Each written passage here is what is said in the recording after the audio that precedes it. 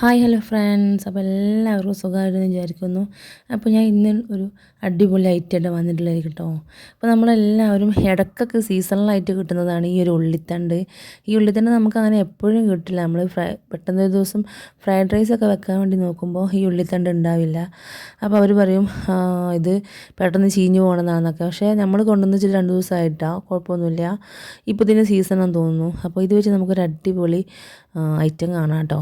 മക്കൾക്കൊക്കെ സ്കൂൾക്കൊക്കെ കൊടുത്തയക്കാനൊക്കെ പറ്റും, അവർക്കൊക്കെ നന്നായിട്ട് ഇഷ്ടപ്പെടും. അപ്പോൾ ഞാനിതാ കുറച്ച് ഇതിൽ നിന്ന് എടുത്തിട്ട് അങ്ങനെ കുഞ്ഞു കുഞ്ഞു കുഞ്ഞു പീസായിട്ട് അരിഞ്ഞാൽ നമ്മൾ പയറിനൊക്കെ അരിഞ്ഞ ആ ഒരു അതിനേക്കാളും നൈസായിട്ടൊന്നും അരിഞ്ഞാൽ നല്ല ടേസ്റ്റ് ഉണ്ടായിരിക്കും കേട്ടോ. ഇതിൻ്റെ ഒരു പൂവ് ഉണ്ടാക്കുന്നവരുണ്ട്, അത് വേണ്ടെങ്കിൽ സ്കിപ്പ് ചെയ്യാം.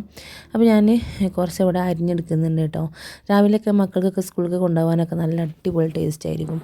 അപ്പോൾ എല്ലാവരും ട്രൈ ചെയ്ത് നോക്കാം. അപ്പോൾ ഞാനിതാ ഇവിടെ അങ്ങനെ അരിഞ്ഞെടുത്തിട്ടുണ്ട് കേട്ടോ. അപ്പോൾ ഇതേപോലെ അങ്ങനെ ചെറുതാക്കി ഒന്ന് അരിഞ്ഞെടുക്കാം കേട്ടോ.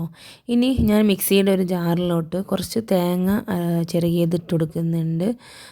നമുക്ക് ഇതിലേക്ക് ആവശ്യമായിട്ടുള്ള തേങ്ങയുണ്ട്, അപ്പോൾ അത് നോക്കിയിട്ട് നിങ്ങൾ എടുക്കാം. പിന്നെ കുറച്ച് ചെറിയുള്ളിയാണ് ഇട്ടെടുക്കുന്നത്, കുറച്ച് പച്ചമുളക്, ഒരു എരിവിന് ആവശ്യമായിട്ടുള്ള 1-2 പച്ചമുളക് കേട്ടോ, ഒരു 3-4 അല്ലി ചെറിയ ഉള്ളിയും കൂടെ ഇട്ട് കൊടുക്കുക. പിന്നെ കുറച്ച് മഞ്ഞൾപ്പൊടിയും കൂടെ ഒന്ന് ഇട്ട് കൊടുത്തിട്ട് ഒന്ന് ഗ്രൈൻഡ് ചെയ്തെടുക്കുക കേട്ടോ. ഒന്ന് മിക്സാക്കി എടുക്കാം.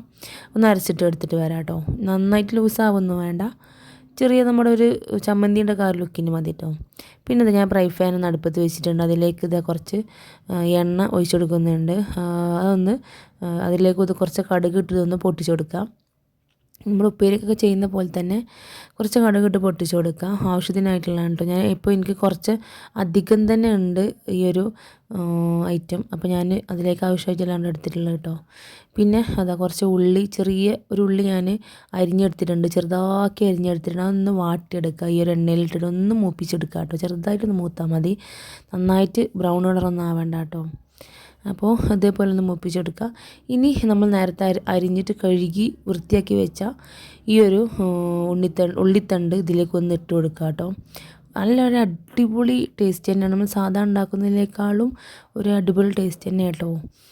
ഒന്ന് ചെറുതായിട്ടൊന്ന് ഇട്ട് കൊടുത്തിട്ട് ഒന്ന് ഇതാക്കി വരുമ്പോഴത്തേനും ഇതിലേക്ക് നമ്മൾ നേരത്തെ അരച്ച് വെച്ചിട്ടുണ്ടായിരുന്ന ഒരു അരപ്പുണ്ടല്ലോ, അതൊന്ന് ഇട്ടിട്ട് ഒന്ന് കുറച്ച് നേരം രണ്ടും കൂടെ നന്നായിരുന്നു മിക്സായിട്ടൊന്ന് വെന്ത് വന്നോട്ടെ കേട്ടോ. കുറച്ച് ടൈം കഴിഞ്ഞോട്ടെ. സംഭവം വെന്തതിന് ശേഷം മാത്രമേ ഈ മുട്ട നിങ്ങൾ ഒഴിച്ചു കൊടുക്കുക. 2 മുട്ടയാണ് കേട്ടോ ഞാൻ ഇതിലേക്ക് ഒന്ന് ഇട്ടെടുക്കുന്നത്. അപ്പോൾ വെന്തോട്ടെ, വേവാതെ നമ്മൾ ഈ മുട്ട ഇട്ടെടുക്കുമ്പോൾ അതിൻ്റെ ആ ഒരു പച്ച ചൊവ്വ പോവില്ല. അപ്പോൾ ഒന്ന് വെന്ത് കഴിഞ്ഞ ശേഷം മാത്രം ഒന്ന് മുട്ടയിട്ട് നന്നായിട്ട് ചിക്കി എടുക്കുക കേട്ടോ. സാധാ നമ്മൾ മുട്ട ചിക്കുന്ന പോലെ തന്നെ തോന്നുന്നു, അതിൽ ഉള്ളിത്തണ്ട് ഉണ്ടെന്ന് മാത്രമേ ഉള്ളൂ കേട്ടോ. കാണുമ്പോൾ തന്നെ നമ്മളൊരു മുട്ട ചിക്കി വെച്ചതുപോലെ തന്നെ തോന്നുന്നുണ്ടല്ലേ, നല്ല അടിപൊളിയായിട്ടല്ലേ കാണാൻ വേണ്ടിയിട്ട്. അതേപോലെ തന്നെ ടേസ്റ്റ് കേട്ടോ.